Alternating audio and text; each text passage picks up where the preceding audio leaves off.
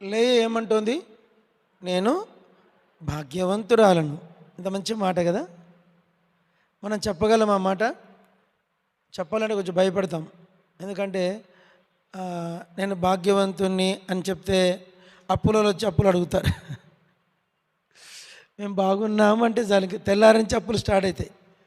బాగున్నాను, మాకేం బాగున్నామండి అంటేనే బంధువులు స్నేహితులు ఇంక అప్పులు అడగడం మొదలు పెడతారు. అదొక సమస్య ఉంది. లేదని చెప్దామా అంటే అబద్ధికులమవుతాం. మనుషులంగా మనకున్న బలహీనత ఏంటంటే మనకు కొంచెం కనపరుచుకునే లక్షణం ఉంటుంది. న్యాచురల్. మనం ఇంకా దేవదూతలం కాలేదు. అయినామా? దేవదూతలం కాలే. అయితే రక్షించబడినా కూడా మనలో ఎన్నో బలహీనతలు ఉంటాయి. అంతవరకు ఉంటాయి. కొన్నిటిని మనం జయించుకుంటూ పోతూ ఉంటాం. ఒక దినం వస్తుంది, సంపూర్ణ విజయంతో ప్రభువును కలుసుకుంటాం. అప్పటికి మనకు ఈ లోకములో పరిచర్య ఉండదు. ఏముంటుందంటే ప్రభువే ఉంటాడు. చాలాసార్లు మనం ఎట్లా ఆలోచిస్తామంటే, ఇప్పుడు నేను ఎట్లా ఆలోచిస్తున్నానంటే, నేను న్యాచురల్గా చెప్తున్నా, నా పర్సనల్ టెస్ట్ అని. నేను ఎట్లా ఆలోచిస్తున్నానంటే సేవ చేయాల. ఇప్పుడు అన్న యేసరాజన్న, రాజన్న, భాస్కర్ అన్న, సాంబన్న, ఇది మంచి సంఘం, నేను చెప్పగలను. అప్పుడప్పుడు బయటికి పోతూ ఉంటా. అంటే స్పీకర్గా పిలుస్తూ ఉంటారు. రేపు మంగళవారం కల్లూరు పోతాను, పొద్దున్నవే మళ్ళీ ఈవినింగ్ కల్లా వచ్చేస్తా. మళ్ళా రేపు సెకండ్ సాటర్డే హోస్పేటకి పిలుస్తారు. అంటే హెబ్రోన్ నుంచి ముందే హెబ్రోన్కి అడిగారు. హెబ్రోన్ నుంచి వీరాచారి గారు సండే హోస్పేటకి పోయా అన్నాడు. ఎప్పుడు కాదు, సెకండ్ సండే. అంటే అప్పుడు మన దగ్గర స్పీకర్ వస్తారు కాబట్టి వాళ్ళు అరేంజ్ చేశారు. అంటే నన్ను మామూలుగా నేను ఎట్లంటే కొంత పరిచర్య పోవాలనే ఆశ నాకుంది, న్యాచురల్గా నాకుంది. నన్ను కట్టేసినా కూడా ఉండలేను. పరిచర్య పిలిచారంటే వాళ్ళని డబ్బులు అడగట్లేదు, బంగారం అడగట్లేదు, వెండి అడగట్లేదు. మాకు కొంచెం వచ్చి వాక్యం చెప్పండి అంటారు. మాకు వచ్చి కొంత వాక్యం చెప్పండి. మరి నేను ఇచ్చే సహాయం ఏంటి? వాక్యం. ఇప్పుడు మనకు ఎక్కువైపోయింది. మనకి ఏమైంది చెప్పండి? ఏమైంది? ఎక్కువైంది. నేను నమ్మరు చెప్తే ఈ ఒక్క సండేకి నన్ను 3 చోట్ల పిలిచారు. ఈ ఒక్క సండేకి శ్రీకాకుళం వాళ్ళు అడిగారు, ఫ్లైట్ బుక్ చేస్తామన్నారు. నేను రానండి, నేను నెలకు ఒక్కసారి నాకు పర్మిషన్ రాను. తర్వాత డోన్ సేవకునికి బాగలేదంట, ఆయన అడిగాడు, సార్ నేను రాలేను, నాకు లోకల్ చర్చ్ ఉంది, నేను నెలకు ఒక్కసారి నాకు బయట పర్మిషన్, నేను రానని చెప్పిన. ఇంకో సంఘం వాళ్ళు అడిగారు, ఇంకొకరు నిన్న అడిగారు, బ్రదర్ దయచేసి మా దగ్గరికి రేపు రండి అని. వాళ్ళ ఉద్దేశం ఏంటంటే పిలుస్తానే వస్తారులే అనుకుంటారు. వాళ్ళు ఏంటంటే పిలుస్తానే వచ్చేస్తారులే, మేము అరేంజ్మెంట్ చేస్తాం కదా, అన్నీ బాగా బ్రదర్ మంచిగా చూసుకుంటాం బ్రదర్ కూడా అంటారు ఫోన్లు చేసి. ఇంకో వాళ్ళు అడిగేది ఏంటంటే వాక్యం. కానీ నాకు లోకల్ చర్చ్ ఉంది. ఏముంది? నాకంటూ లోకల్ చర్చ్ ఉంది. కాబట్టి నేను దీనికి కట్టుబడి ఉండాలి. నాకున్న నియమం ఏంటంటే మధ్యలో ఎక్కడన్నా ఎక్స్క్యూజ్ దొరికితే పోయేది. ఎందుకంటే ప్రజలకు దేవుని వాక్యము చెప్పాలా. ఇప్పుడు కే రాజాని పిలిస్తే కే రాజు కూడా పోతాడు, ఏఎస్ రాజాని పిలిస్తే తప్పకుండా పోతాడు. మంచి మంచి సంఘాలు, పెద్ద సంఘాలు పిలిస్తే తప్పకుండా పోతాడు. మీరు నమ్ముతారా? కర్నూలు ఎరుశలేం నుంచి దగ్గర ఒక 5 సార్లు ఫోన్లు చేశారు. ఇప్పుడు కాదు, ఈ మధ్య కాదు, కొంచెం కాదు. రండి సండే వచ్చి వాక్యం చెప్పండి, సండే వచ్చి వాక్యం చెప్పండి. నేను అయ్యా మీతో లొసుగులు ఉన్నాయి, నేను రానండి, దండం పెడతాను చెప్పాను. మీతో ఏమున్నాయి? నాకు లొసుగులు ఉన్నాయి, నేను రాలేని, వస్తే నాకు ఎటేటో పోతుంది సమస్య, డోంట్ ప్లీజ్ నన్ను క్షమించండి అని చెప్పేసి. అంటే అర్థం ఏంటి? నేను కూడా బ్యాలెన్స్గానే చూసుకుంటా. కానీ నాకున్న జబ్బు ఏంటంటే పరిచర్య పిలిస్తే ప్రాణం కొట్టుకుంటుంది. చెప్పండి, పరిచర్య పిలిస్తే ఏం చేస్తుంది? ప్రాణం కొట్టుకుంటుంది. అరే పోవాలి కదా, వాళ్ళకి చెప్పాలి కదా, వాళ్ళకి చెప్పాలి, అరే 2 మాటలు చెప్తే ఏదో ఒకరన్నా మేలు పొందుతారు అనే అది నేను అనుకుంటున్నది ఏంటంటే, నా కాన్సెప్ట్ ఏంటంటే పరిచర్య చేయాలి కదా అనేది నా మైండ్లో ఉంది. కానీ దానికి మించింది ఇంకొకటి ఉంది. చెప్పండి, అందరూ చెప్పండి. పరిచర్య కంటే, అందరూ పలకండి, పరిచర్య కంటే మించిన గొప్ప విషయం ఇంకొకటి ఉంది. ఏదంటే క్రీస్తు స్వరూపం. ఇది క్రీస్తు యేసు యొక్క సారూప్యం లేక సమరూపం, ఆయన స్వరూపం, ఆయన పోలిక. బైబిల్ 4 పదాలు ఉన్నాయి: సమరూపము, సారూప్యము, పోలిక. ఆయన యొక్క సమరూపము, సారూప్యము, పోలిక, స్వరూపం. గలతీ 4:13 ఏమంటాడు? క్రీస్తు స్వరూపం యందు ఏర్పడు వరకు నాకు మరలా ప్రసవ వేదన కలుగుచుంది. 1 కొరింథీ 11:1 నేను క్రీస్తును పోలి నడుచుకొనుచున్న ప్రకారము మీరు నన్ను పోలి నడుచుకోండి. ఫిలిప్పీ పత్రిక 3వ అధ్యాయం ఆఖరి వచనం ఆయన ప్రత్యక్షమైనప్పుడు మీరు ఆయన ఉన్నట్లుగానే ఆయన చూతురు. ఆయన సమరూపములోనికి ఆయన సమరూపం 1 యోహాను పత్రిక 3వ అధ్యాయం 2వ వచనం ఆయన ప్రత్యక్షమైనప్పుడు ఆయనను పోలి ఉండదాం, ఆయన పోలి నడుచుకునేదాం. ఆయన స్వరూపం, ఆయన సమరూపం, అది చాలా ఉన్నతమైన. ఇప్పుడు పాడబడినారు, యేసుని స్వరూపమును నేను చూచుచు. గొంతు లేదు నాకు, కాబట్టి ఆయన స్వరూపమును ఆయన స్వరూపం చూసుకుంటూ ఏమవుతామంట? ఆయన వలె నీ పోలికగా నేను మారేదన్, నీ పోలికగా నేను మారేదన్, యేసుని స్వరూపమును నేను చూచుచు. కాబట్టి ఒక మాట గమనించండి, దేవుని సేవ కంటే, దేవుని పరిచర్య కంటే గొప్పది ఏంటి? దేవుని స్వరూపం. ఇప్పుడు నా కాళ్ళు జింక కాళ్ళలాగా పరిగెత్తాను. ఒక కాలం వస్తుంది ఇంక నేను పరిచర్య చేయలేను, అది కూడా వస్తుంది. భక్సింగ్ గారే దగ్గర నాకు తెలిసి మోర్ దాన్ 20 ఏళ్ళు, దగ్గర 18 ఏళ్ళు ఏ పరిచర్య చేయకుండా మౌనంగా ఉన్నాడు. ఆయన్నే దేవుడు మౌనంగా పెట్టేశాడు, మనమే పాటివారం. అయితే మనకు కూడా ఒక దినం వస్తుంది, నాకు కూడా వస్తుంది, మీకు కూడా వస్తుంది. నేను అప్పుడుగా ఏస్ రాజన్న పరిగెత్తలేడు, కే రాజన్న కూడా పరిగెత్తలేడు. అప్పుడు ఏమవుతుంది? అప్పుడు ఇక పరిచర్య ఉండదు వాళ్ళకి, నాకు కూడా ఉండదు. ఏముంటుందంటే క్రీస్తు సారూప్యం ఉంటుంది. చెప్పండి. మీ ఇద్దరు లేచి వచ్చి కూర్చోండి. మీ ఇద్దరు జగదీష్ అన్న ఆడ కూర్చోండి. ఇక్కడ అచ్యుత్, ఇంకా దగ్గర మంచి పిల్లలు, కానీ వాక్య ఆకర్షణలో ఉండాలి. 3వ విషయం గెలుపు.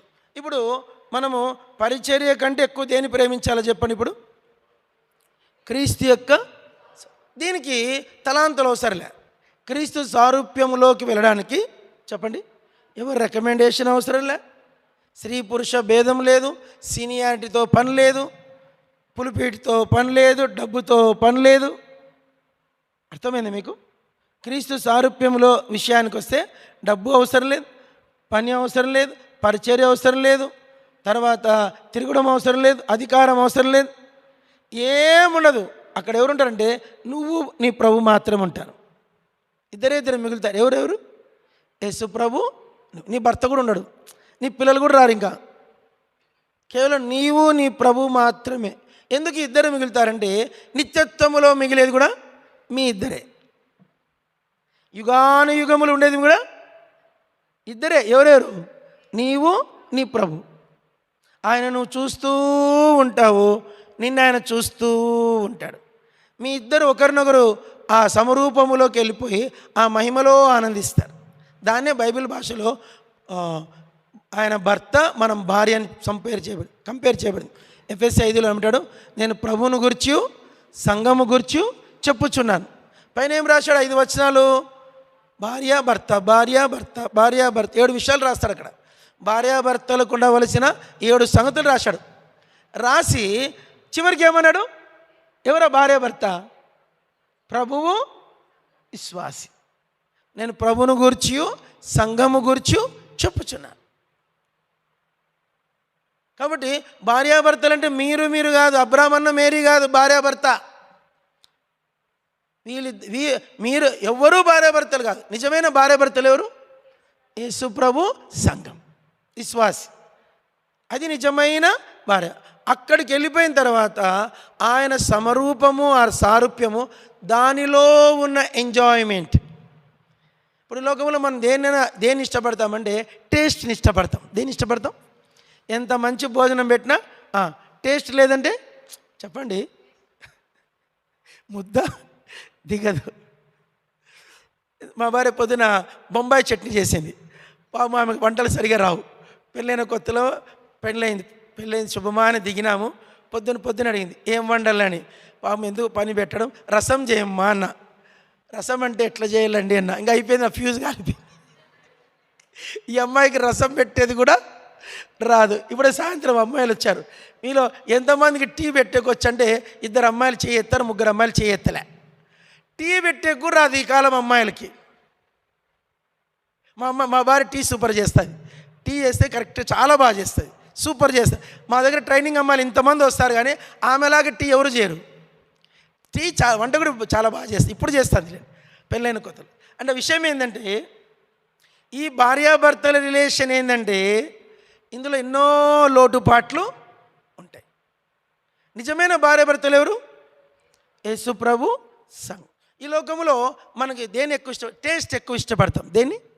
దేనైనా సరే నాకు దీనికి మించిన సంతోషం దాని వైపు పరిగెత్తాం, దీనికి మించిన టేస్ట్ దానికి పరిగెత్తాం, దీనికి మించిన ఇప్పుడు జీవనన్నకు నెలకు ఒక 50,000 జీతం ఇంకో కంపెనీ ఆఫర్ చేస్తుంది.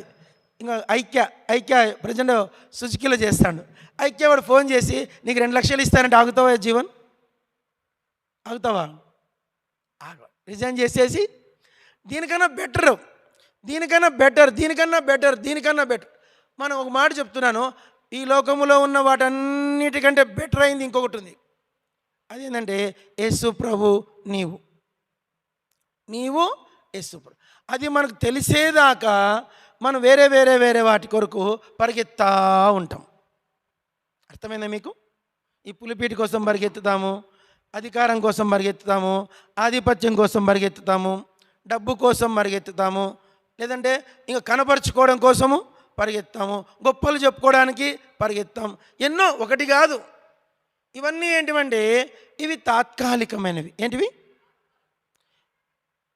పరిచయం యేసురాజన్న కొంతకాలం అయిన తర్వాత ఆయన కూడా మూలపడతాడు. పడ్డండి, ఈయన కూడా మూలపడతాడు. నేనే పడతా. బక్సింగ్ గారే 20 ఏళ్ళు మంచాన ఉన్నాడు, నువ్వేం మాట్లాడతావు? ఇంకా జోసెఫ్ అమృతరాజు గారు కాన్వికేషన్ స్పీకర్ ఆయన. ఇప్పుడు నెవిల్ జయసుందర్ ఎట్లా దుమ్ము లేపుతాడు సంఘాల స్పీకర్గా, జయరాజన్ ఎట్లా పెద్ద స్పీకర్ ఆయనకు వాళ్ళకు మించిన స్పీకర్ ఎవరు? జోసెఫ్ అమృతరాజు గారు. ఆయన నిలబడితే అగ్ని కురిసేదంట ఆత్మీయంగా. అటువంటి ఆయనే బోన్ క్యాన్సర్ వచ్చేసి, ఏం క్యాన్సర్? ఎముకలకు క్యాన్సర్ వచ్చింది. మనిషిని ఇట్లా ఎత్తితే ఎముకలు ఇరిగిపోయేటంట. మంచం మీదే ఉండాల. చెయ్యి తీయాలంటే ఇట్లా తీసి నెమ్మదిగా పెట్టాలి. పొరపాటున ర్యాష్గా ఇట్లా తీసామనుకో ఈ ఎముక ఇరిగిపోయింటుంది. ఈ కాలు పెట్టాలంటే 3, 4, 6 మంది పట్టుకొని లేపి ఒక పువ్వులాగా లేపి పెట్టాలంట. కొంచెం తేడొచ్చినా ఏ ఎముక ఇరుగుతుందో తెలీదు.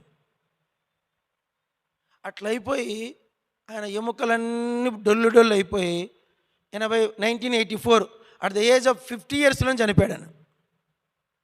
కాబట్టి మనం పరిగెత్తేదాన్ని మానుకోవాలా? చెప్పండి. ఏదైనా సరే మనం దేని మీద దృష్టి ఉంచాలంటే యేసుక్రీస్తు యొక్క సారూప్యం. చెప్పండి. యేసుప్రభు యొక్క సారూప్యం, ఆయన సమరూపం, ఆయన పోలిక, ఆయన వలె ఆ స్టేటస్కి మనం వెళ్ళడానికి దానికోసం మనం ఏం చేయాలా? ప్రాకులాడాలి.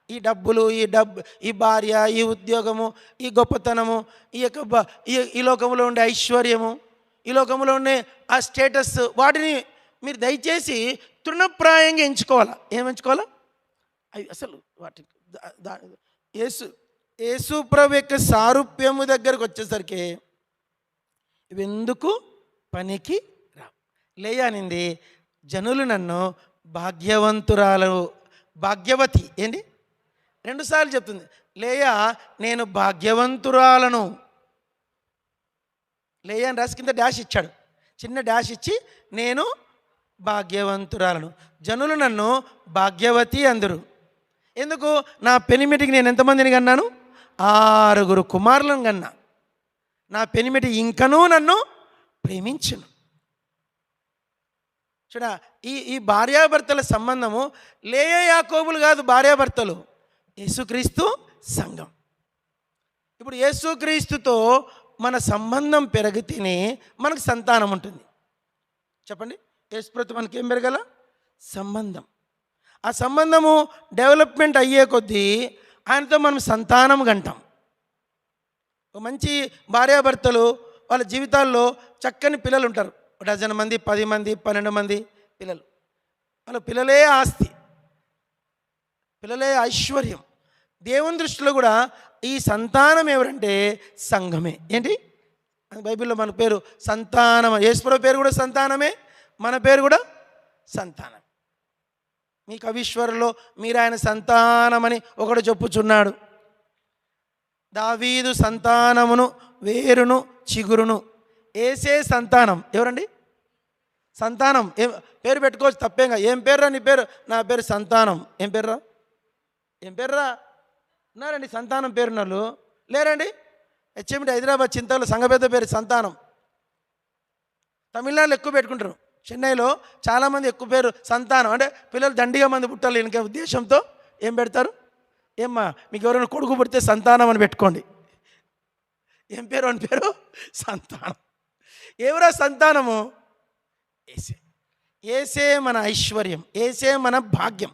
ఎందుకంటే ఆమె చెప్పింది, నేను భాగ్యవంతురాలను. ఎందుకు భాగ్యవంతురాలు చెప్పండి అయ్యా?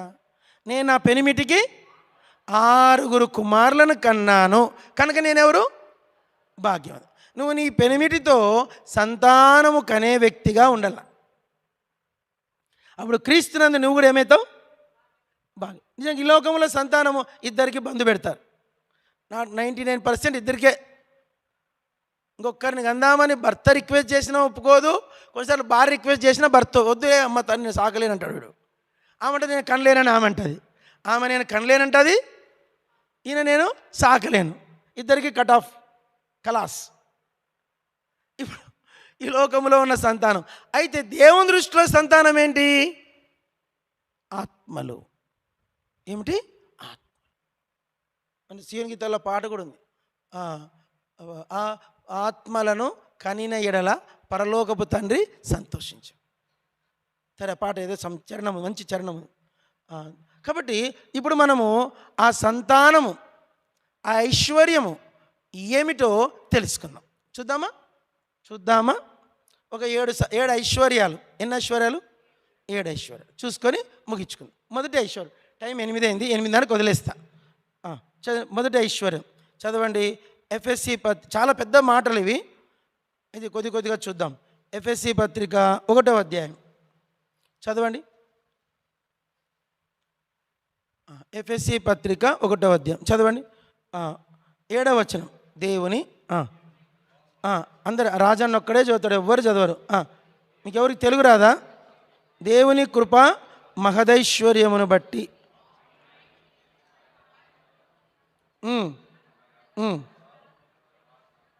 కలిగి ఉన్నది. అందరూ ఒక మాట చెప్పండి. దేవుని కృప మహదైశ్వర్యము. చెప్పండి. అది ఒక ఐశ్వర్యం. ఐశ్వర్యమన్నా భాగ్యమన్నా ధనమన్నా ఒకటే. చెప్పండి. ఇంగ్లీష్లో ఒకటే వర్డ్ ఉంది, రిచ్నెస్. రిచ్ అండ్ రిచ్నెస్ ఇంగ్లీష్లో ఒకటే పదం కనుక దాన్ని నేను కంపేర్ చేస్తున్నా. ఇక్కడ ఆమె ఐ యామ్ రిచ్ అని చెప్పింది. ఎవరు? లేయా. ఆ రిచ్నెస్ ఏందో కొత్త నిబంధనలు చూద్దాం. మొదటి రిచ్నెస్ ఏంటి? Richness of his grace. చెప్పండి. Richness of his grace. కృప మహదైశ్వర్యం. సరే, ఇంగ్లీష్లో ఏమనుందయ్యా? దేవుని కృపా మహదేశ్వర్ ఇంగ్లీష్లో ఏమని ఇచ్చాడు? తెచ్చుకోలేదా బైబిల్ ఎవరు? ఓకే, అంతేనా? Richness of his grace. తెలుగులో ఆ పదం ఇంకొంచెం యాడ్ అయింది. మహదైశ్వర్యం అన్నాడు. ఏమన్నాడు? చెప్పాల. ఏమన్నాడు? ఐశ్వర్యం వేరు, మహదైశ్వర్యం వేరు. ఏమన్నాడంటే ఇక్కడ చూడమాట 6వ వచనం. అందరూ పలకండి. To the praise of the glory of his grace accepted.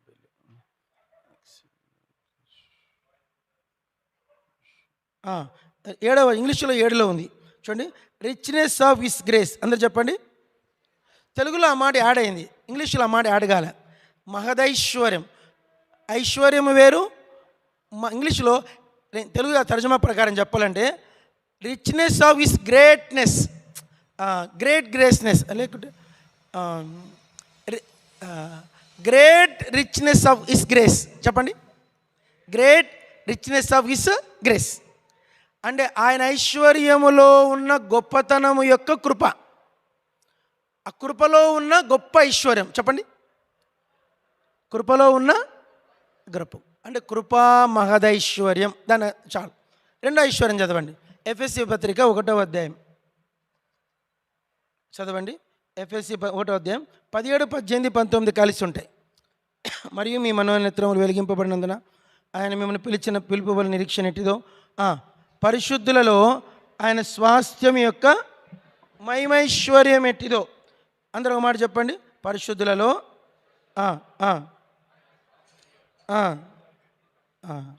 ఇంగ్లీష్లో చెప్తా పలకండి. Richness of the glory of his inheritance. Richness of the glory of inheritance. ఇక్కడేం తెలుగు లేదంటే అందరు పలకండి, నేర్చుకోండి. పరిశుద్ధులలో ఆయన స్వాస్థ్యం యొక్క మహిమైశ్వర్యము. చెప్పండి. మళ్ళీ ఒక్కసారి చెప్పండి. పరిశుద్ధులలో ఆయన స్వాస్థ్యం యొక్క మహిమైశ్వర్యం. చెప్పండి.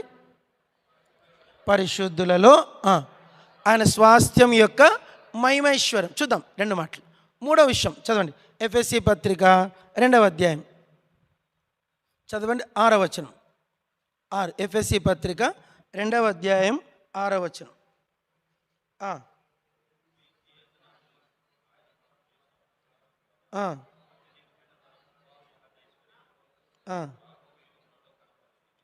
ఇంగ్లీష్లో చెప్పలకండి.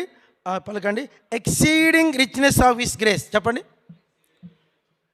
ఇప్పుడు ఎక్సీడింగ్ మామూలుగా మేము ఐజీని మా తిరుసాను కాలేజీలో చేర్చేటప్పుడు ఒక ప్రొఫెసర్ గారు నరసయ్య అని ఆయన చెప్పాడు, బీటెక్ ఉంటుందంట. చెప్పండి. General BTech. చెప్పండి. జనరల్ ఎక్సెల్ బీటెక్ ఉంటుందంట. ఏం బీటెక్ ఇది? ఎక్సెల్. డబల్ ఎక్సెల్ బీటెక్ కూడా ఉందంట. బీటెక్ వేరు, ఎక్సెల్ బీటెక్ వేరు, డబల్ ఎక్సెల్ ఇంకా ఉంది, ట్రిపుల్ ఎక్సెల్ బీటెక్ ఉందంట. అన్ని బీటెక్లే. నువ్వు ఆ ట్రిపుల్ ఎక్స్ బీటెక్ తెచ్చుకోవడానికి సిద్ధపడమ్మా అన్నాడు ఆయన. ఇప్పుడు ఇక్కడ ఏమన్నాడు? ఎక్స్ అవార్డు ఏమొచ్చింది? ఎక్సీడింగ్. అందరు చెప్పండి. అంటే richness is different, exceeding richness is different. ఐశ్వర్యము వేరు, శోధింప శక్యము కానీ నో. ఇక్కడ ఏమన్నాడు? అత్యధికమైన ఐశ్వర్యం వేరు, అత్యధికమైన కృపా మహదేశ్వరం. చెప్పండి. Exceeding grace is different, exceeding grace is different. అక్కడ గ్లోరీ ఆఫ్ హిస్ రిచ్నెస్నెస్ అంటే మళ్ళీ దాని దగ్గర కొనద్దు. 3వది ఏంటి? పరిశుద్ధుల ఇక్కడ ఏమన్నాడు? యేసుక్రీస్తునందు ఆయన మనకు చేసిన ఉపకారం ద్వారా అత్యధికమైన తన కృపా మహదైశ్వర్యం. ఏమైశ్వర్యం ఇది? అత్యధికమైన కృపా మహదేశ్వరం. ఏంట కృపా మహదేశ్వరం అంటే తాను ఉచితముగా మనకు అనుగ్రహించిన ఉపకారం. ఏమండి ఇక్కడ? యేసుక్రీస్తునందు మనకు చేసిన ఉపకారం. చెప్పండి. ఏమిటంట? ఉపకారము. అందరూ పలకండి. చెప్పండి అన్నమాట. ఉపకారం అంటే ఏంది? ఉపకారం అంటే ఏంది? కే రాజన్ నాకు ఉపకారం చేశాడు. నేను ఒక మాట విన్నా మన సాక్ష్యం. ఇలా ఆయన పేరు తిమోతి. ఇలా ఆయన పేరు ఏం పేరు? తిమోతన్న. తిమోతన్న ఇటిక్యాల నుంచి ఈ ఊరి పేరు ఏం పేరు? గద్వాలకు వచ్చాడు. వచ్చి తక్కువ 10 మందిని పట్టుకొచ్చినాడు ఇటిక్యాల నుంచి. అందరిని 10 మందిని రైల్వే ఎంప్లాయర్లను చేశాడంట. ఆయన ఒక్కడొచ్చింది ఒక ఎత్తు. ఆయన ఏం చేశాడు? తనొక్కడే బోధిని, తనొక్కడే సప్ప సంతోషపడి ఊరేగలే. ఆయన ఏం చేశాడు చెప్పండి? 10 మందిని పట్టుకొచ్చి 10 మందిని రైల్వే డిపార్ట్మెంట్లో పెట్టి 10 మందిని ఉద్యోగస్తులను చేశాడు. ఆయన ఆ 10 మంది కుటుంబాలకు ఏం చేశాడు? ఉపకారము. ఏం చేశాడు? ఉపకారం. ఆ ఉపకారం అందరూ పలకండి. ఆ ఉపకారము యొక్క పలకరు మీరు మబ్బులు. ఉపకారము యొక్క exceeding grace, exceeding exceeding grace richness. Exceeding ఉపకారము చేయడం వేరు, అత్యధికమైన ఉపకారం చేయడం వేరు. చెప్పండి. ఉపకారం చేయడం వేరు. ఇప్పుడు నా భార్య ఉంది. నా భార్య వాళ్ళ అన్న ఆయన ఆంధ్రప్రదేశ్ విద్యాశాఖ మంత్రికి ఓఎస్డి అంటే ఈక్వల్ టు కలెక్టర్. ఆయన ఒక ప్రతి మినిస్టర్కి గవర్నమెంట్ ఒక ఓఎస్డి ఇస్తుంది. ప్రతి మినిస్టర్కి ఏమిస్తుంది? ఒక ఈక్వల్ టు ఐఏఎస్. అది దానికి సపరేట్ ఎగ్జామ్ ఉంటుంది. పాస్ అయిన వాళ్ళకి ఓఎస్డి. అది గవర్నమెంట్ ఎంప్లాయర్ అండి. ఓఎస్డి పాస్ అవ్వాల. పెద్ద కథ అది. ఆయన పాస్ అయ్యాడు కాబట్టి గవర్నమెంట్ నుంచి చంద్రబాబు నాయుడు రికమెండ్ చేసి నారాయణ గారి దగ్గర పెట్టాడు. ఆయన నారాయణకు ఓఎస్డిగా పనిచేశాడు 5 ఏళ్ళు. చేసిన తర్వాత ఆయన టైంలో మా తిరుస వరంగల్ నుంచి హైదరాబాద్ వచ్చింది. అప్పుడు ఆయన దగ్గరుండి ఫోన్ చేసి నారాయణ గారితో మాట్లాడి ఆయన ద్వారా ఈ సిఓ బ్యాచ్ అని ఉంది. ఐఐటి రావాలంటే సిఓ బ్యాచ్లో చేరేదా. దాంట్లో సీటు మీరు నెంబర్ చెప్తే ఎంత కష్టంగా అంటే మీరు ఒక 2-3 రోజులు నిలబడి ఇవ్వలే. ఆయన ఫోన్ చేస్తే నారాయణ గారు అమ్మాయికి సీట్ ఇచ్చారు. ఆ సీటు ద్వారా ఇప్పుడు ఏమైంది? మా అమ్మాయి ఐఐటి కొట్టింది. ఐఐటిలో మంచి సీటు కొట్టింది. ఈరోజు మా తిర్స బతికినంత కాలం మా మామ అంటే తనకు మామ అవుతాడు. మా అమ్మగారు చేసిన ఉపకారాన్ని ఏం చేయాల? మా తిర్సాకు ఐఐటి ఊరికే రాలే. దాని వెనక మా బావగారైన ఓఎస్డి యొక్క రికమెండేషన్. డైరెక్ట్ నారాయణ గారు ఫోన్ చేస్తే సీట్ ఇచ్చాడు అంటే అప్పుడు విద్యాశాఖ మంత్రి ఆయన ఆంధ్రప్రదేశ్కి. అంటే అర్థమైందంటే ఆయన ఏం చేశాడు చెప్పండి? మా తిర్సాకు ఒక ఉపకారం చేశాడు. మళ్ళీ ఆ సంవత్సరం ఫీజు మాఫీ చేయించారు. 2 మేలు చేశాడు. డబ్బులు అంటే సంపాదించగలం. ఆ సమయానికి ఆ సహాయం అనేది చాలా పెద్ద ఉపకారం. ఇప్పుడు ఈరోజు తిమోతన్న 10 మందిని తెచ్చాడు. 10 మంది రైల్వే ఎంప్లాయర్ని చేశాడు. ఆయన ఏం చేశాడు? ఉపకారం. తద్వారా 10 మంది కుటుంబాల పిల్లలు ఈరోజు అందరు ఉద్యోగస్తులు అయ్యారు. వాళ్ళ పిల్లలు బాగుపడ్డారు. దీనంతటి వెనుక ఆ చిన్న ఉపకారం చెప్పండి. చిన్న ఉపకారం. నన్ను ఒక ఆయన సేవకు తీసుకొచ్చాడు. నన్ను సేవకు రాకుండా చాలామంది పోరాడినాడు. కానీ ఆయన ఒక్కటి నిలబడి అగస్టిన్ గారి దగ్గర రికమెండ్ చేసి హెబ్రోన్ నుంచి నాకు లెటర్ తెప్పించి Abram brother you please come to నీ సేవకు రావాలా. ఆయన నిలబడి నన్ను హెబ్రోన్కి తీసుకొచ్చి హెబ్రోన్లో సేవకునిగా పెట్టాడు. తర్బీదిలో ఆయన నాకేం చేశాడు? ఉపకారం.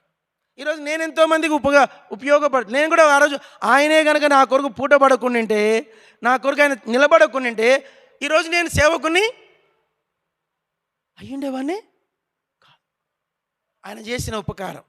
అట్లా మనమందరము ఆ యేసుక్రీస్తు మనకు చేసిన ఉపకారం ఏంటంటే అది ఆ ఉపకారం ఎలాంటిదంటే ఎక్సీడింగ్లీ గ్రేట్ రిచెస్నెస్ అంట.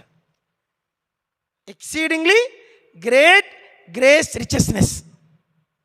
దాన్ని చూస్తాం, తర్వాత చెప్తాను దాని గురించి. 3 ఏమి నేర్చుకున్నాం? కృపా మహదైశ్వర్యం, పరిశుద్ధులలో ఆయన దేవుని యొక్క మహిమైశ్వర్యం. కృపా మహదేశ్వర పరిశుద్ధులలో ఆయన స్వాస్థ్యం యొక్క మహిమైశ్వర్యం. ఈ మాటలు మీకు అర్థమవుతానో లేదో. 2 మూడోది ఏంటి? ఆయన చేసిన ఉపకారము ద్వారా అత్యధికమైన కృపా మహదైశ్వర్యము. ఉపకారములో అత్యధికమైన కృపా మహదేశ్వరుడు. కొందరు మేలు చేస్తారు, చాలా మేలు చేస్తారు. ఇప్పుడు కొందరు మంచి సంబంధం తెచ్చి పెళ్లి చేస్తారు ఒక అమ్మాయికి. నాకు తెలుసు బ్రదర్, అమ్మాయి మంచి పిల్ల, అమ్మాయిని చేసుకొని చెప్పి వాళ్ళని ఇద్దరితో మాట్లాడి వాళ్ళు ఎంతో మంచిగా బతుకుతారు, చాలా వెల్గా. అప్పుడు ఏమో గుర్తుపెట్టుకోవాలా? ఆయన తెచ్చాడండి ఈ సంబంధము, ఆయన చేశాడండి ఈ సంబంధము, ఆయన నిలబడ్డాడండి అని అర్థమైంది. ఇది కూడా ఒక ఉపకారం. ఇలాంటి ఉపకారాలను పక్కన పెడితే యేసు ప్రభు చేసింది ఎంత ఉపకారం అంట? అది ఎక్సీడింగ్. చెప్పండి. అది బీటెక్లో వేరు, నార్మల్ బీటెక్ వేరు, ఎక్సెల్ బీటెక్ వేరు, XXL బీటెక్ వేరు, XXL బీటెక్ వేరు. జనరల్ బీటెక్ ఎవరైనా చేస్తాడు. XXL బీటెక్లోకి మనం వెళ్ళగలిగితే ప్రజెంట్ దానికే వరల్డ్లో ఎక్కువ డిమాండ్ ఉంది. యేసుక్రీస్తు చేసిన ఉపకారం ఏంటంటే అది ట్రిపుల్ ఎక్సెల్ కాదు, ఎక్సెలింగ్.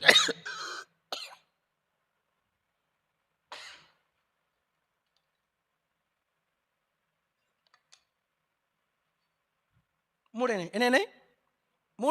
మూడిట్లో ఐశ్వర్యం ఐశ్వర్యం ఐశ్వర్యం ఐశ్వర్యం పేర్లు మార్చాడు. చూద్దాం. 3, 4 ఐశ్వర్యం. చదవండి. ఎఫ్ఎస్సి పత్రిక 3వ అధ్యాయం. ఎఫ్ఎస్సి 1 2 ఐశ్వర్యాలు, ఎఫ్ఎస్సి 2 1 ఐశ్వర్యం, ఎఫ్ఎస్సి 4 చదవండి. ఎఫ్ఎస్సి 3వ అధ్యాయం ఎఫ్ఎస్సి 3వ అధ్యాయం. చాలా ఇంపార్టెంట్ వచనం ఇది, చాలా ఇంపార్టెంట్ విషయం చెప్పబోతున్నా. 8వ వచనం నుండి 11వ వచనం చదవాలి. 8 నుండి 8. ఒక నిమిషం, స్టార్ట్. దేవుడు మన ప్రభువైన క్రీస్తు యేసునందు చేసిన నిత్య సంకల్పం చొప్పున పరలోకములో ప్రధానులకును అధికారులకును సంఘము ద్వారా తన యొక్క నానా విధమైన జ్ఞానం ఇప్పుడు తెలియబడవలనని ఉద్దేశించి శోధింప శక్యముగాని క్రీస్తు ఐశ్వర్యమును సమస్తము సృష్టించిన దేవుని యందు పూర్వకాలని మరుగైన మర్మమును గూర్చిన ఏర్పాటు ఎటిదో అందరికీ తేటపరచుటకును పరిశుద్ధులందరిలో అత్యల్పుడి నాకు ఈ కృప అనుగ్రహించను. దీన్ని ఇప్పుడు చెప్తే తెల్లారుతుంది. చిన్న ఒక మాట చెప్తా, అందరు పలకండి. శోధింప శక్యము కాని క్రీస్తు ఐశ్వర్యం. ఇదేం ఐశ్వర్యం? కొంచెం నేర్చుకోండి అబ్బా బైబిల్ భాష. శోధింప శక్యము కాని క్రీస్తు ఐశ్వర్యం. చెప్పండి. ఇంగ్లీష్లో ఏమన్నాడు చూద్దాం. ఇంగ్లీష్లో ఏమన్నాడు చూద్దాం. ఒక్క నిమిషం. ఎన్నో వచ్చారు? 18 కదా. ఇంగ్లీష్లో వచనం మారిపోతుంది. ఇంగ్లీష్లో ఇది ఎంతో పెద్ద వచనం.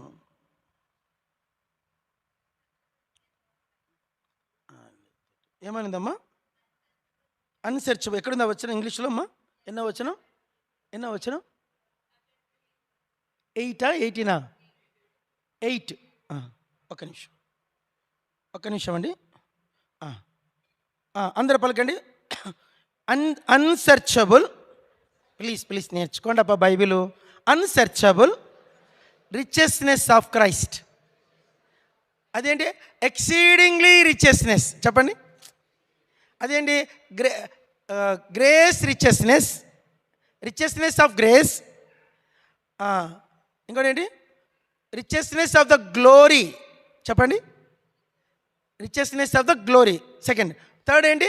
Exceedingly great richness. ఇదేంటి? అన్సెర్చబుల్ రిచెస్నెస్.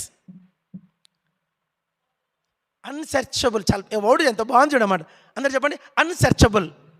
అన్సెర్చబుల్ అంటే నీ వల్ల కాదురా, వెతికినా నీకు దొరకదురా అని. ఇప్పుడు టైటానిక్ షిప్పు ఆ సముద్రంలో మునిగిపోయింది. 11 కిలోమీటర్ల లోపల ఉందంట. అది 11 కిలోమీటర్ల లోపల ఉందంట. దాని దగ్గరకు పోవాలంటే, పోయి దాన్ని తీసుకురావాలంటే దానికి అయ్యే ఖర్చు అంట కోట్లలోకి వెళ్ళిపోతుంది. ఎవడు దాన్ని ట్రై కూడా చేయట్లే. ఐశ్వర్యం ఉంది కానీ ఎక్కడుంది అది?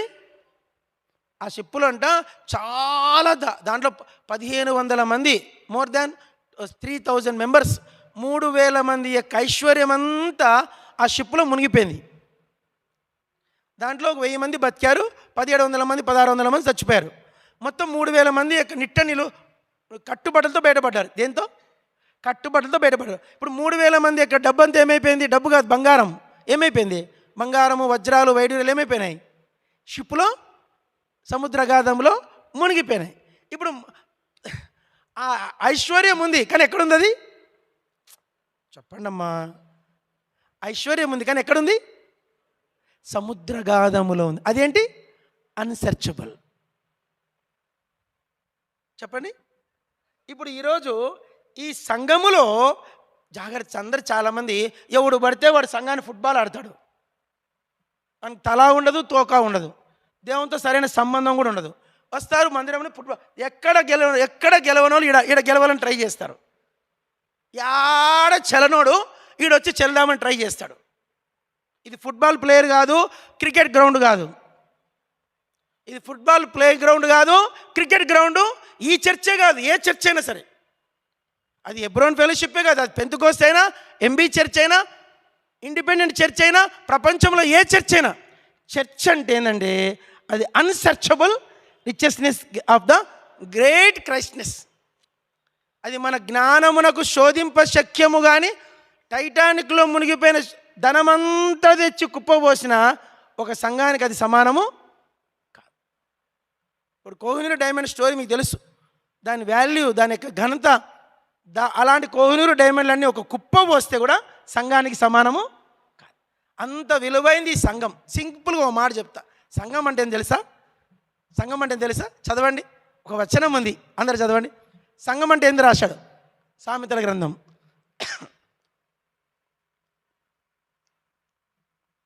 సామెతలు 6వ అధ్యాయం. సామెతలు 6 తీశారా? ప్లీజ్ చదవరా. చాలా ఖరీదైన వాక్యం ఇది. యాక్చువల్గా ఇది చెప్పాలంటే చాలా డెప్త్ ఉండాలి మనిషికి. అయినా ట్రై చేస్తాను, ప్రభు నాకు సాయం చేయగాక. సామెతల గ్రంథం 6వ అధ్యాయం తీశారా? అందరం చదువుకుందాం. 29వ వచనం నుంచి 35 వరకు చదువుదాం. 29 ఒక్క నిమిషం 27 నుంచి చదువు. ఒకడు తన ఒడిలో అగ్ని నుంచుకొని నెడలా వాని వస్త్రములు అందరూ చదవండి. వాని వస్త్రములు కాలకుండానా, ఒక నిప్పుల మీద నడిచిన ఎడలా వాని పాదములు కమలకుండానా, తన పొరుగుని వారి కూడివాడు ఆ ప్రకారమే నాశనం. ఆమెను ముట్టువాడు శిక్ష తప్పించుకోండి. దొంగ ఆకలిగొని ప్రాణరక్షణ కొరకు దొంగిలినెడలా ఎవరినూ వారిని తిరస్కరింపరు కదా. వాడు దొరికినెడలా 7 చెల్లించవలను, తన ఇంటి ఆస్తి అంతయు అప్పగించవలను. జారత్వం జరిగించేవాడు కేవలము బుద్ధిష్ఠునుడు, ఆ కార్యం చేయవాడు స్వనాశనమునే కోరుకునేవాడు. వాడు దెబ్బలకును అవమానమునకును పాత్రుడును, వానికి కలిగిన అపకీర్తి ఎన్నటికీ తొలగిపోదు. ఇక్కడ దాకా సబ్జెక్ట్ వేరు, కానీ చదివితే మంచిదని చదివించాను. ఇప్పుడు 33 చదవండి. 34 భర్తకు పుట్టు రోషము మహారౌద్రం గలది, అటివాడు కనికరపడు. ప్రాయచిత్తం ఏమైనను నీవు చేసినను వాడు లక్ష్య పెట్టడు. ఎంత గొప్ప బహుమానములు నీవు ఇచ్చినను. మేము కడపలో సేవ చేసేప్పుడు, కడప కాజీపేట ఆడ మేము సేవ చేసాం. 5 ఏళ్ళు చేసిన, 5 ఏళ్ళు అక్కడ సేవ చేసిన. మా మందిరం దగ్గరలోనే ఒక ఊరు ఉండేది, రావులపల్లి అని. భర్తకు 4 పిల్లలు, భార్యాభర్తలకు 4 పిల్లల భర్త పిల్లల కోసం బతికించుకోవాలని ఇండియా వదిలేసి దుబాయ్కి పోయాడు. ఇటు దుబాయ్కి పోతానే ఈ అమ్మాయి తప్పిపోయింది. ఏమైంది? తప్పిపోయింది. ఎవరో చెప్పారు, నువ్వేమో ఈడ గొర్రెలు కాసుకుంటాను, తిప్పలు పడి నా కష్టాలు పడి గడ్డి తింటాను, పైసలన్నీ నీ భార్యకి పంపుతాను, ఆడ భార్యని ఏం చేస్తా తెలుసా అన్నాడంట. అనేసరికి వాడు ఎట్లా తిప్పలు పడి ఎవరికి చెప్పకుండా ఆ వీసా ఉంది కనుక టికెట్ పెట్టుకొని దుబాయ్ నుంచి వచ్చాడు. వచ్చేసరికి ఈమె ఉంది, ఇంట్లో ఇంకొకడు ఉన్నాడు, తలుపులు వేసుకొని ఉన్నారు. తెల్లారేదాకా ఆగాడు. ఆగిన తర్వాత వాడు తలుపు తీశాడు. వాడు బయటికి వస్తూ ఉండగానే వాడిని పట్టుకొని కత్తి తీసుకొని గొంతు కోసేశాడు. జరిగింది. చంపేసి ఆ తలకాయ తీసుకొని డైరెక్ట్ స్టేషన్కి వెళ్ళి తలకాయ ఆడబెట్టి ఆ కత్తి ఆడబెట్టి కూర్చున్నాడు. ఎక్కడికి పోలేవాడు. భార్యని ఒక్క మాట అనలే. వాని తల తీసుకెళ్ళి స్టేషన్లో పెట్టి కత్తి ఆడబెట్టి కూర్చున్నాడు. పేపర్ అంతా దినాల్లో కడప జిల్లా అంతా న్యూస్ చాలా దావనంగా వెళ్ళింది. విషయం ఏంటంటే భర్తకు పుట్టు రోషము, పలకండి, భర్తకు పుట్టు రోషము బహు రౌద్రము గలది. వాడు అట్టి దినమున, దాని డీటెయిల్గా మళ్ళీ చెప్పలే, అట్టి ఏమంట ప్రతీకారము చేయు దినమున ఆ కాలమందు అట్టివాడు కనికరపడడు. అయ్యా నీ కాలు మొక్తా, దండం పెడతా, నన్ను క్షమించు, నన్ను వదిలే, నీకేం కాలిస్తే అది ఇస్తా, ఊరు రాసిస్తా, బలంగా ఇస్తా, పైసలు ఇస్తా, నువ్వు ఏమి చెప్పినా కూడా వాడు వినడు. ఏం చేస్తాడంటే వాడు ఏం చేయాడంట, ఎంత గొప్ప బహుమానములు నువ్వు ఇచ్చినను వాడు తలకాయ కోసి ఆడ పక్కన పెట్టినాక వాని అక్కస వాడు జైలు 18 ఏళ్ళు జైలు పోయిండు. జాగ్రత్త. సంఘము అంటే యేసుక్రీస్తు పెండ్లి భార్య, కాబోయే భార్య. భార్య ఇంకా కాలే, చెప్పండి. భార్య వేరు, కాబోయే భార్యకు మధ్యలో ఎంగేజ్మెంట్ అంటారు. ఎంగేజ్మెంట్కి భార్యకు మధ్యలో ఎంత ఉంటుంది టైము? Very short period. ఏం period? 3 months, 2 months, 1 month, 1 week, 1 day. ఎవరిష్టం వాళ్ళది. కొందరు 3 నెలల ముందే ఎంగేజ్మెంట్ చేసుకుంటారు, కొందరు 1 month, కొందరు వారం ముందు, కొందరు ఏంటి ఒక్కరోజు ముందు. మొత్తానికి ఎంగేజ్మెంట్ చేసుకుని పెళ్లి చేసుకుంటారు. ఇప్పుడు యేసుక్రీస్తు మనల్ని ఎంగేజ్ చేశాడు. ఏం చేశాడు? ఖర్చీప్ వేశాడండి. బస్సులో సీటు కోసం మనం ఏం చేస్తాం? టవల్ వేస్తాం. టవల్ వేస్తే ఇంకెవడో వచ్చి అరే టవల్ వేసాడని వెళ్ళిపోతాడు. ఇప్పుడు యేసు ప్రభు మనకి ఏం చేశాడు? ఎంగేజ్. అందరు చెప్పండి. ఎంగేజ్ అంటే ఏంది? టవల్ వేశాడు. వేరేవాడు వచ్చి కూర్చుంటే పెద్ద గొడవ అవుతుంది. నీకన్నా ముందు వచ్చి ఖర్చీప్ వేశాను రా. ఇప్పుడు యేసయ్య మనలందరినీ ఎంగేజ్ చేసుకున్నాడు. ఇప్పుడు ఎంగేజ్ చేసుకున్న తర్వాత అంత చెప్పండి, ప్రధానమైందంటే సగం భార్య అయినట్లే. పెళ్ళి ఒక్కటి ఇంకంతే మధ్యలో. ఈ పెళ్ళికి మధ్యలో ఈ అమ్మాయిని ఎవడన్నా ముట్టుకున్నాడే అనుకో, వాడు ఏం చేస్తాడంట? తలలు కోసేస్తాడు. దావీదుకు మీకాలకు మధ్య ఇదే ఇష్యూ. మీకాల్ని ఇష్టపడ్డాడు, లవ్ చేశాడు, ఆమెను పెళ్లి చేసుకుందాం అనుకోవడం, వాళ్ళిద్దరి మధ్య ఏదో జరిగింది. మొత్తానికి ఆమెను కావాలంటే వాళ్ళ మామ సరే నా పిల్లని ఇవ్వాలంటే నువ్వు 100 మందిని మనుషులను చంపి వాళ్ళ తలలు తెచ్చి పెడితే నీ బిడ్డని ఇస్తాడు. పరిగెత్తుకొని పోయాడు, 200 మంది తలలు తెచ్చాడు. తలలు కుప్పేశాడు అక్కడ భార్య కోసం. దేనికోసం? భార్య బోయేజు రూతు అనే ఆమె కోసం పొలం అంతా అమ్మి ఆమెను తెచ్చుకున్నాడు. ఆదాము భార్య కోసం ఏం చేశాడ? ఎముకను ఇచ్చాడంట. ఏమిచ్చాడు? ఎముక ఎంక ఏంది? ఒక ఎంక ఇచ్చాడు. యాకోబు రహేల్ కోసం, రేచెల్ కోసం 14 ఏండ్లు వనవాసం. 14 ఏళ్ళు అంటే ఏందమ్మా? 14 ఏళ్ళు వనవాసం అండి. ఆమెను చూసుకుంటూ 14 ఏళ్ళు గడిచిపోయిందంట. అప్పటిదాకా మనకు బైబిల్ లెక్క ప్రకారం రాహేల్ను భార్యగా చేసుకునేదాకా లేయాకు పిల్లలు పుట్టలే. గమనించండి, మీకు అర్థమైందో లేదో. రాహేల్ను పెళ్లి చేసుకునేదాకా చెప్పండి లేయాను ముట్టలే స్వామి. ఎంత పవిత్రుడో చూడండి. ఆమెను పెళ్లి చేసుకున్నాక ఆమెకు ధర్మం నెరవేర్చిన తర్వాత ఈమె భార్య కదా అని అప్పుడప్పుడు పోయేవాడు. పోతాంటే వరుసగా 6 మంది కొడుకులు పుట్టారు. మెయిన్ భార్య ఎవరు యాకోబు దృష్టిలో? లేయా కాదు, రాహేలే. ఆమె భార్య. ఆమె కోసం ఏం చేశాడైనా? 14 ఏండ్లు వనవాసం ఉన్నాడు. భార్య అంట దాని వాల్యూ అది. ఈయనేమో ఎముకిస్తాడు, ఆయన ఏం చేస్తాడు? 14 ఏళ్ళు వనవాసం చేసి భార్య ఇంట్లో ఉండి ముట్టడు ఆమెను. ప్రేమకు అంత వాల్యూ ఇచ్చాడు. నిజంగా ట్రూ లవర్ ఎవరంటే యాకోబే.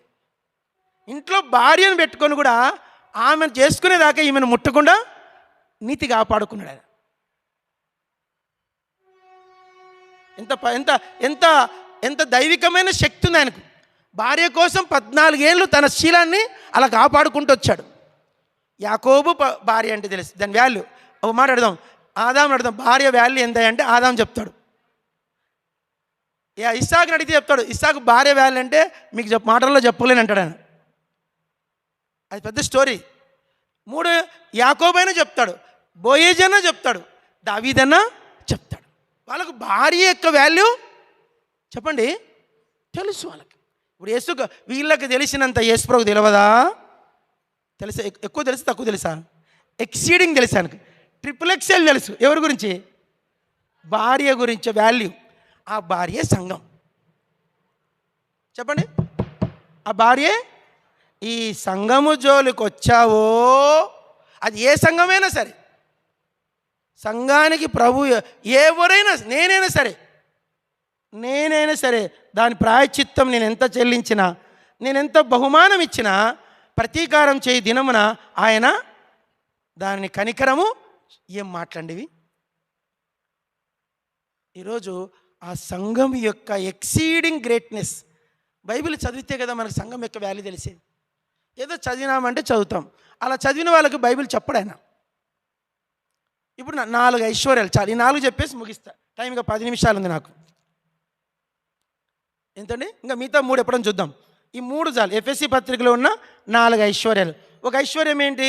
కృపా మగధైశ్వర్యం. చెప్పండి, కొంచెం ఇంట్రెస్ట్గా వింటారా? బోరు కొడుతుందా? ఓకేనా? అందరు చెప్పండి. కృపా మగధైశ్వర్యం. 2 ఏమిటి?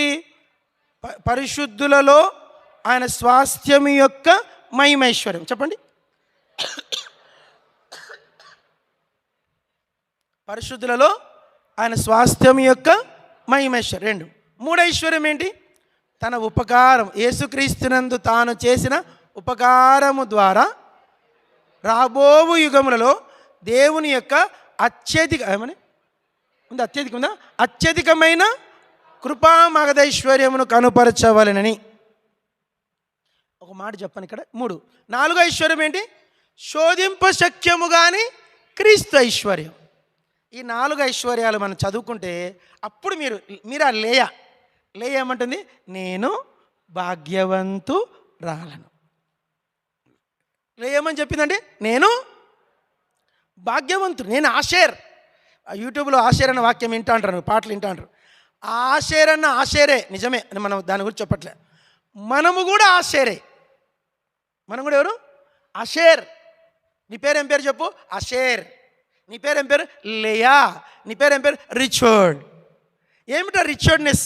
ఏమిటి ఐశ్వర్యం అంటే, మొదటి ఐశ్వర్యము మన పాపములకు అనగా మన అపరాధములకు క్షమాపణ. చెప్పండి, మన అపరాధములకు క్షమాపణ.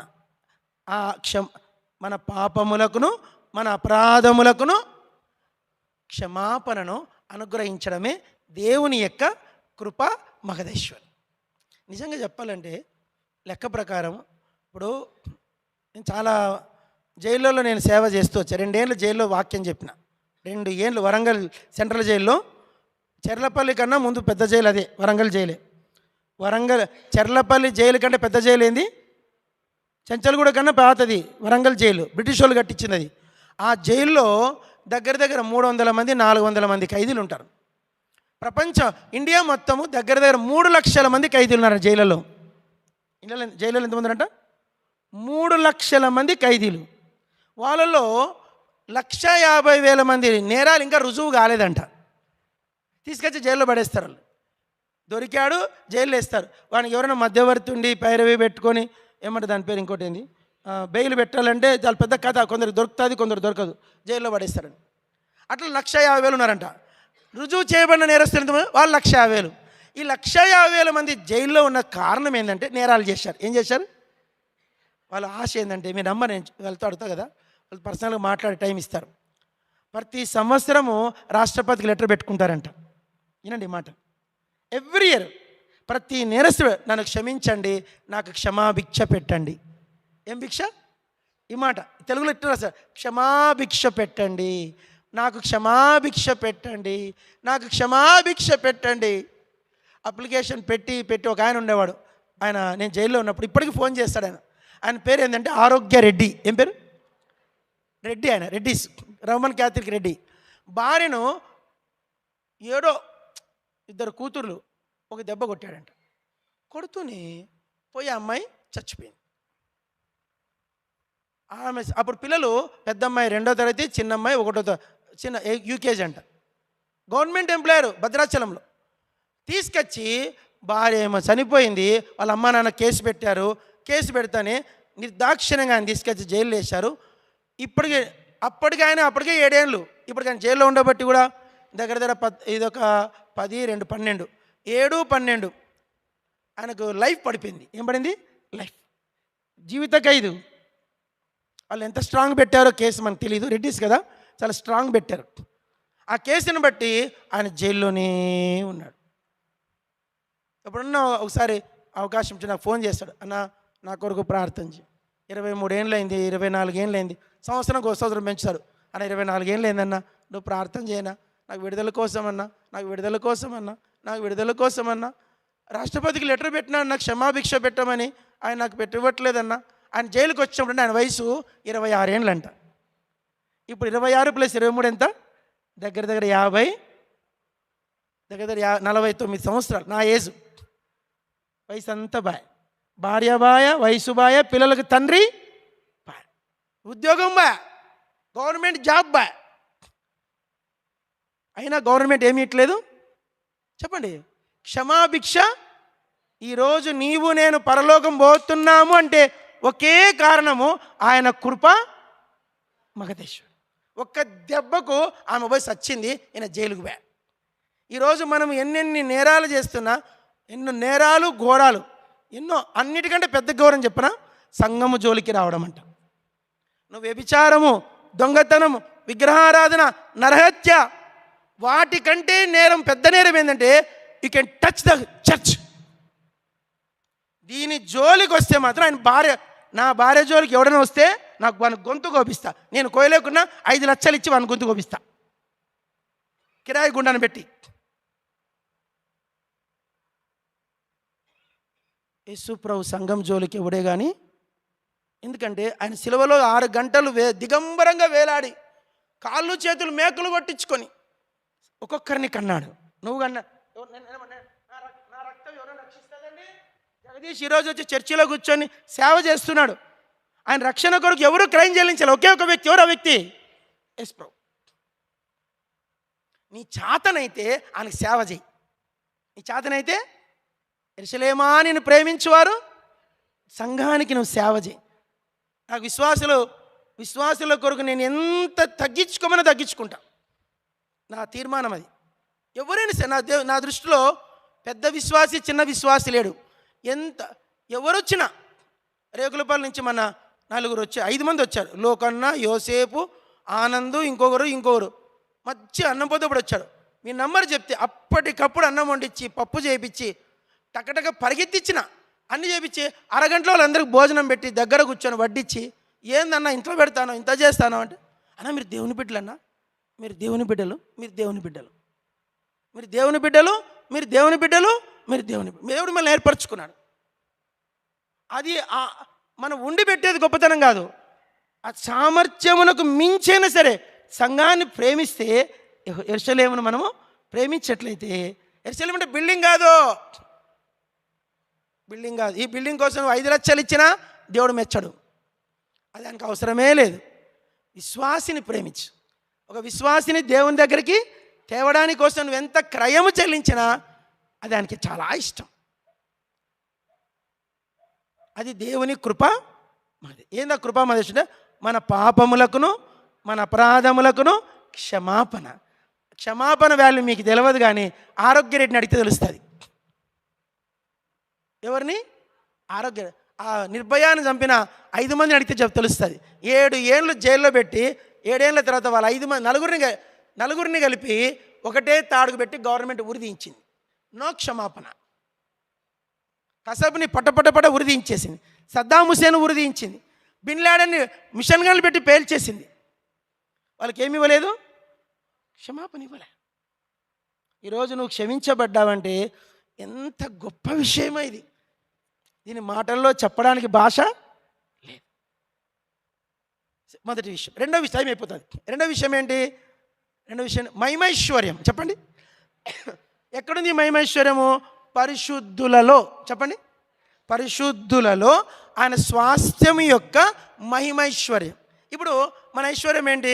అన్న 4 అంతస్తుల బంగ్లా ఒకటి ఉందన్న గద్వాల్లో. ఇంకేం ఐశ్వర్యం ఉందబ్బా అంటే, ఆ 2 ప్లాట్లు ఉన్నాయన్నా, ఒక ప్లాట్ 2 కోట్లన్నా, ఒక ప్లాట్ 50 లక్షలు. ఇది నీ ఐశ్వర్యం. అక్కడితో మన తృప్తి. ఏమనుకోదండి. దేవుని దృష్టిలో ఐశ్వర్యం ఏంటి? ఆయన అంటాడు, కర్మేల్ చర్చిలో ఒక 500 మంది వస్తారండి. 500 మందిలో ఒక 250 మంది బల్ల తీసుకుంటారండి. ఆ 250 మందిలో ఒక 150 మంది నిజంగా దేవునికి భయపడతారండి. వాళ్ళే నా యొక్క ఐశ్వర్యం. వాళ్ళే నా యొక్క ఐశ్వర్యం. సాకులు చెప్పకను, మీరు హేళన చేయకను, కులము స్థలమనుచు మీరు కాలము గడుపకను, సమయముగాని మీరు త్వరపడిరారకు. ఈ దేహంలో ఉన్నంత వరకు ఈ ఐశ్వర్యం, దాని వాల్యూ మనకు అర్థము కాదు. దీన్ని విశ్వాసంతో చూసి సేవ చేసుకుంటూ పోతే ఒక దినమున మేము ఐశ్వర్యంలో ప్రవేశిస్తాం. ఐశ్వర్యం ఎక్కడుందంట? పరిశుద్ధులలో. అందరు చెప్పండి. అయిపోయింది టైం. ఎక్కడుందంట ఐశ్వర్యం? పరిశుద్ధులలో. అది మనము ఇప్పుడు నా ఐశ్వర్యం మీకు కనపడదు, కే రాజన్ ఐశ్వర్యము నాకు కనపడదు. ఆయన ఎంత దేవుని ప్రేమిస్తున్నాడో మనకు తెలియదు కదా. ఇప్పుడు నేను ఇప్పుడు ఈ చిన్న బిడ్డ ఉంటుంది, అమ్మ ఎప్సిబా పుష్ప అంటే తీసుకో, మంచి పుష్ప అంటే నాకు ఎంతో ఇష్టం. ఆంటీ అంటే వస్తు ప్రేమ నాకు. ఆంటీతో రోజు పోయి ప్రేయర్ చేయించుకుందాం, అంత ఇష్టం. ఆంటీ ఎవరంటే దేవుని యొక్క స్వాస్థ్యం యొక్క మహిమైశ్వర్యం. ఆమె ఇద్దరు కొడుకులు ఆఫీసర్లు, ఒక కొడుకు రష్యాలోనే, ఒక కొడుకు హైదరాబాదులో, పెద్ద జీతగాళ్ళు, లంకంత ఇల్లుంది. నో, నాకు సంఘం కావాలని ఇక్కడ ఉంది ఆమె. అడపోతే భూ దొరకదా? ఈ సంఘము కోసము, ఈ సంఘంలో చేసే ఆరాధన కోసము ఆమె సంఘాన్ని అత్తుకోనుంది. ఇప్పుడు దేవుని దృష్టిలో ఆమె ఎవరంటే దేవుని స్వాస్థ్యం యొక్క మహిమైశ్వర్యం. అది మనకు అర్థము కాదు. పరమాత్ముడు ఆయనకు అక్కడ ఎలాగ దాని వాల్యూ మనకు తెలుస్తుంది. సరే, రెండోది, మూడో ఐశ్వర్యం ఏంటి? ఉపకారం. ఏంటవి? ఉపకారం యొక్క అత్యధికమైన, ఇదేమిటి? ఎక్సీడింగ్. ఏంటి? బీటెక్లో XXL లాగా, బీటెక్లో XXL, అదే ఐఐటి. ఐఐటి అంటే ఏంది? అది బీటెక్కే, కానీ XXL. ఇప్పుడు క్రీస్తు యేసు మనకు చేసిన ఉపకారం ఏంటంట? XL, XXL, XXL. దాని ఉపకారం, దాన్ని మీకు ఒక విషయం చెప్తాను, దానికి ఒక వివరణ ఇచ్చాడు. చెప్పండి. ఆ ఐశ్వర్యమును, చెప్పండి. ఆ ఐశ్వర్యమును, నో, కృపా మహదేశ్వర్యమును, అంతేనా? సో అత్యధికమైన దేవుని కృపా మహదేశ్వర్యమును రాబోవు కాలములోన, యుగములలో, ఏమన్నా ఎన్ని యుగాలంట? రాబోవు మీరు తర్వాత ఎప్పుడైనా చూసుకోండి. రాబోవు యుగములు అనే మాట బైబిల్ 7 సార్లు వస్తుంది. కొత్త నిబంధనలో 7 టైమ్స్ వచ్చింది మాట. నేను రౌండప్ చేసుకొని పెట్టుకున్నా.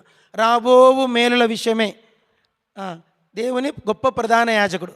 రాబోవునవైనను మీవే, ఉన్నవైనను రాబోవునవైనను మీవే. రాబోవు రాబోవు రాబోవు రాబోవు యుగములు. చెప్పండి. ఇప్పుడు ఒక కొత్తగా పెళ్ళయింది. పెళ్ళయిన తర్వాత కొత్త పెళ్ళి కొడుకును ఒకరోజు ఊరేగిస్తే చూస్తారు. ఎన్ని రోజులు ఊరేగిస్తానా? ఇప్పుడు రాజన్న నాగమనక్కది పెళ్ళయింది ఇదే మందిరంలో. వాళ్ళు ఆ రోజు ఊరేగించినారు అనుకోండి. అందరు ఎట్లా చూస్తారు? పిల్లగాడు బాగుండబ్బా, అమ్మాయి కూడా బాగుందండి, చక్కగా ఉందండి జంట, సంతోషంగా చూస్తారు. ఫోటో కూడా తీసుకుంటారు. ఇట్లా నిలబడి స్టిల్ ఇస్తారు. ఫస్ట్ రోజు ఇంత చాలా ధూమ్ధాం ఉంటుంది. రెండో రోజు కూడా రిసెప్షన్ పెట్టాడు అనుకో, సరేలే బూదిందాం పదాం పలబోతారు. 3 రోజు రిసెప్షన్ పెట్టాడు అనుకో, ఏం పని లేదా అనుకుంటారు. 4వ రోజు రిసెప్షన్ పెట్టి పూలు పెట్టి డీజే పెట్టాడు అనుకో, ఏం పని ఈయనకు, ఏం పిచ్చి పట్టిందా అంటారు. 5వ రోజు మళ్ళీ డీజే పెట్టి మళ్ళీ ఊరేగాడు అనుకో గద్వాల్లో, ఏమంటారు? నేనైతే 100 కొడతా. ఏం కొడతా? సార్ ఇక్కడ ఒక ఆయన కొత్తగా పెళ్లి చేసుకున్నాడు, వారం నుంచి మమ్మల్ని డీజే పెట్టి చంపుతాండు, మీరు వచ్చి అర్జెంటుగా ఆపండి అంటాం. 5వ రోజు, 6వ రోజు, 7వ రోజు మన డీజే, రోజు ఇదే వ్యాపారం. ఎవరిది? కే రాజు అన్నది మనక్కది. ఇద్దరు ఊరేగుతానే ఉన్నారనుకో, ఏం చేస్తాం? ఇంకా బాబోయ్ గద్వాలు వద్దని చెప్పేసి గద్వాలు వదిలిపెట్టి ఎర్రవల్లికి వెళ్ళిపోతా. తర్వాత ఇంకా రోజు వస్తుంది అనుకో, BBC న్యూస్లోకి వెళ్ళిపోతుంది. ఇట్లా గద్వాళ్ళు అంట, కే రాజు అంట సంవత్సరం నుంచి ఊరేగుతున్నాడంట అని.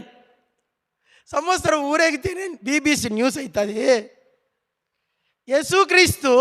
క్రీస్తు యేసునందు దేవుడు మనకు చేసిన ఉపకారమును రాబోవు ఏనండి, ఎన్ని రోజులండి? ఎన్ని రోజులండి? యుగం అంటే ఎంతండి? భూలోక యుగం వేరు, పరలోక యుగం వేరు. భూలోక యుగం వేరు, పరలోక యుగం వేరు. అది యుగాలకు మనం చెప్పలేం దాన్ని. యుగములకు మహిమ కలుగును కాకంటాడు. ఈ యుగం కాదు, రాబోవు యుగములలో యుగములు ఒకటే చూపిస్తాడంట యుగాలకి, ఆ యుగములకు, ఆ తరములకు, ఆ నిత్యత్వంలో ఉన్న ఆ శేష జనానికి. ఇదిగో ఈ మానవునికి యేసుక్రీస్తు చేసిన ఉపకారము ఇంత. అది ఎలా చూపిస్తాడో, ఎలా ప్రత్యక్షపరుస్తాడో, ఎలా కనపరుస్తాడో దాన్ని వివరించడానికి భూలోకంలో భాషలు లేవు, నిఘంటువులు దొరకవు, లిపి లేదు. నీకు ఎంత చెప్పినా ఆ XL చెప్పలేను నేను. అదేంటి? దానికి ఒక పేరు పెట్టాడు, అత్యధికమైన దేవుని కృప మహదేశ్వరం. ఇది 3వది. 4వది ఏంటి? శోధింపశక్యముగా ఉంది. టైటానిక్ షిప్లో దన్నా తీసి పెడితే చెప్పచ్చేమో, దానికి మించింది అన్సర్చబుల్. ఏంటది? అంత ఐశ్వర్యాన్ని సంఘములో దేవుడు బిడ్డలకు. అందుకే మీకు చేతనైతే ఈ సంఘానికి సేవ చేయండి. ఏం చేయండి? సేవ చేయండి, సేవ చేయండి, సేవ చేయండి. ప్రేమించండి, క్షమించండి, ఎవరిని పోగొట్టుకోవద్దండి. ఎలాగైనా సరే బ్రదర్ నీ కాళ్ళు కడుగుతావు బ్రదర్, నువ్వు దేవునికి అనుకూలంగా ఉండు బ్రదర్ అన్నట్లుగా ఒకరికొకరు క్రీస్తు ప్రేమను బట్టి ఆయన శిలువ దృశ్యాన్ని దృష్టి పెట్టుకొని దాన్ని ధ్వజముగా ఎత్తుకొని, ఏమంట శిలువ ధ్వజం అంట, దాన్ని ధ్వజంగా పెట్టుకొని పూర్వదినాలంట శిలువ వేయబడిన యేసుక్రీస్తు ప్రతిమను బ్రాస్ ఇత్తడితో చేయించుకొని ఇట్లా మెల్లో వేసుకొని ఇట్లా ఇట్లా క్రైస్తవులు ఊరేగవాలంట. శిలువ వేయబడిన యేసుక్రీస్తు యొక్క ప్రతిమను ఇట్లా మెడలో పెట్టుకొని ఇట్లా ఇట్లా ఒక చిత్రపటాన్ని లాగా ఒక బొమ్మను వేసుకొని ఊరేకుంటూ సువారు చెప్పేవాళ్ళంట. అలా పెట్టి యేసుప్రభు మన కొరకు ఇలా చనిపోయాడని చెప్పేవాళ్ళంట. ఆయన ఎప్పుడు మనం ఏం చేయాలంటే శిలువ వేయబడిన యేసుక్రీస్తు మన ఎదుట పెట్టుకొని సేవ చేయాలి.